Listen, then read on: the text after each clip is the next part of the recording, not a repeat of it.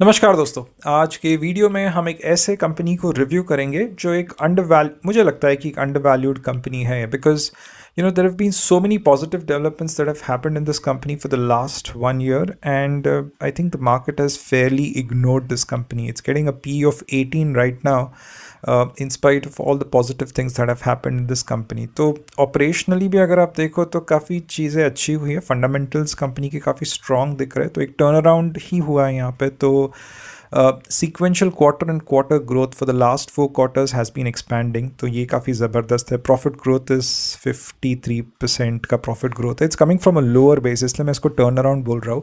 तो profit growth is 53%, but major चीज़ अगर आप देखो तो ऑपरेटिंग प्रॉफिट मार्जिन डबल हुए है, 8% से 16% हुए operating profit margin.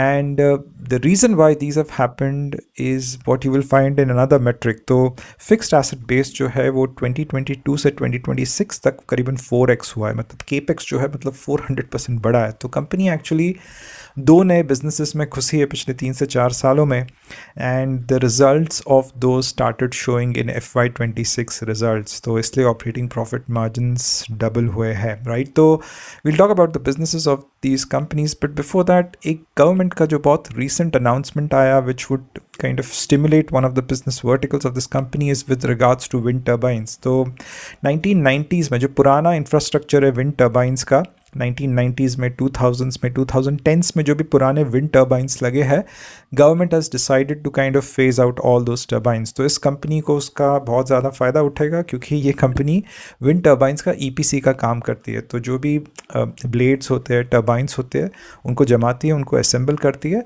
And for clients like Tollens power, Jindal steel and power company, right, इनके लिए इट डज EPC वर्क, तो जमा कर EPC का काम करती है. तो दिस इज़ वन थिंग. तो 20% of the top line gets contributed from the wind turbine kind of vertical. But what is more important to understand over here is कि ये कंपनी बैकवर्ड इंटीग्रेशन कर रही है. तो जैसे आपको सोलर में दिख रहा है कि EPC कंपनीज मॉड्यूल मैन्युफैक्चरर बन रहे हैं, मॉड्यूल मैन्युफैक्चरर सेल मैन्युफैक्चरर बन रहे हैं, सेल मैन्युफैक्चरर इनगॉट मैन्युफैक्चरर बन रहे हैं, इनगॉट मैन्युफैक्चरर वेफर मैन्युफैक्चरर बन रहे हैं.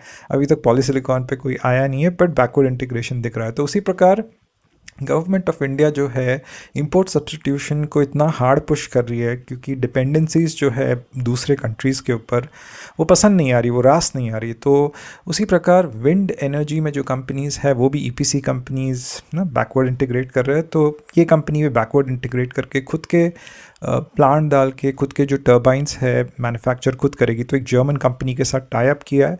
But what I am trying to say over here is this company is into the renewable energy space, and there are macro tailwinds in the renewable energy space because of electrification, because data centers आ रहे हैं, ये semiconductors के fabs लग रहे हैं, OSAT facilities लग रहे हैं, steel production जिस तरह बढ़ रहा है, तो electricity का demand बहुत ज़्यादा है, power का demand बहुत ज़्यादा है, and one way to fulfill that demand is through renewable energy.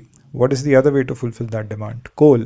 तो 85%, 75%, 85 कुछ ज़्यादा हो गया, 75% of the electricity which is generated in India right now, it is done through coal. And ये कंपनी कोल के बिजनेस में भी है. तो ये कंपनी क्या करती है कि कोल जब इस्तेमाल किया जाता है पावर प्लांट्स में, या कोल को जलाकर जब आप पावर बनाते हो, there is this product called as fly ash which is a by product that is form. और ये प्रोडक्ट को ना आप अच्छे से डिस्पोज करना बहुत इम्पॉर्टेंट है, क्योंकि if this product gets if it does not get disposed, or if it is thrown in rivers or ponds, or it is just thrown outside, इसके बहुत ज़्यादा हेल्थ इम्प्लीकेशंस हो सकते हैं. तो इन्वायरमेंटल नॉर्म्स होते हैं, बहुत स्ट्रिक्ट नॉर्म्स होते हैं कि फ्लाई ऐश जब बनता है तो you have to dispose that of in this certain manner. तो this company works with all these thermal companies like NTPC and state discoms कि जब भी वो कोल जला के पावर बनता है, so this company goes over there, पूरा end to end logistics manage करती है. वो फ्लाई ऐश कलेक्ट करती है, उसको सही तरीके से डिस्पोज करती है. कभी कभार सीमेंट जो इस्तेमाल होता है, सीमेंट में भी फ्लाई ऐश लगता है, तो कुछ सीमेंट कंपनीज को फ्लाई ऐश बेचकर उससे एक सोर्स ऑफ रेवेन्यू कमाती है.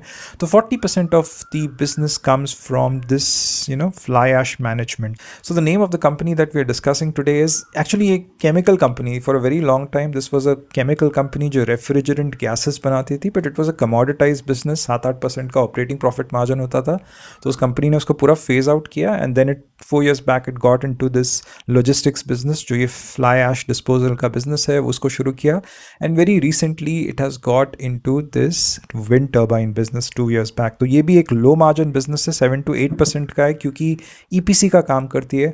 Once they start manufacturing the blades and turbines, then this would be a 14-15 OPM, operating profit margin kind of a business. So the name of the company is Rifex Industries.